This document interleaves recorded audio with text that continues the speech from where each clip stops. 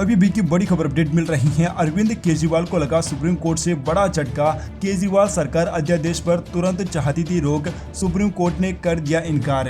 उच्चतम न्यायालय ने सोमवार को राजधानी में अधिकारियों के तबादले और तैनाती से जुड़े अध्यादेश की संवैधानिक वैधता को चुनौती देने वाली याचिका पर केंद्र सरकार को नोटिस जारी कर जवाब मांगा है। हालांकि शीर्ष अदालत ने केंद्र सरकार की ओर से जारी इस अध्यादेश पर अंतिम रोक लगाने को लेकर फिलहाल किसी भी तरह का आदेश पारित नहीं किया है। मुख्य न्यायाधीश DY चंद्रचूड़ और न्यायमूर्ति PS नरसिम्हा की पीठ ने दिल्ली सरकार की ओर से दाखिल याचिका पर विचार करते हुए केंद्र सरकार से जवाब मांगा है। दिल्ली सरकार ने इस अध्यादेश की संवैधानिक वैधता को चुनौती देते हुए इसे रद्द करने की मांग की है। साथ ही याचिका पर निपटारा होने तक इस अध्यादेश पर रोक लगाने की भी मांग की है। अगली सुनवाई पर पक्ष रखने का आदेश पीठ ने याचिका पर नोटिस जारी करते हुए केंद्र सरकार को अगली सुनवाई पर अपना पक्ष रखने को कहा है। मामले की अगली सुनवाई 17 जुलाई की तय की गई है। उपराज्यपाल को पार्टी बनाने को कहा।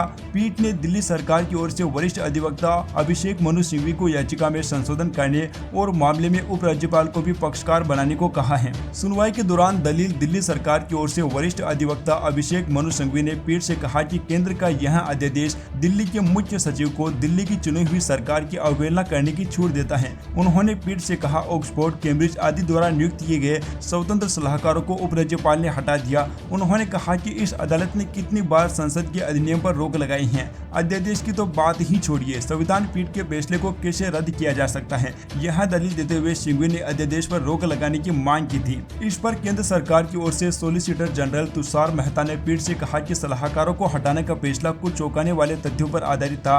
उन्होंने पीठ को बताया कि कुछ चौंकाने वाले तथ्य हैं जिनके आधार पर सलाहकारों को हटाया गया। इसके बाद सिंघवी ने कहा कि इस पर रोक लगाई जाए क्योंकि वेतन रोक दिया गया है। इस पर मेहता ने कहा कि किसी भी सलाहकार ने कोर्ट का दरवाजा नहीं खटखटाया है। इस पर सिंघवी ने कहा कि मैं उनका नियोक्ता हूं, मैंने संपर्क किया है।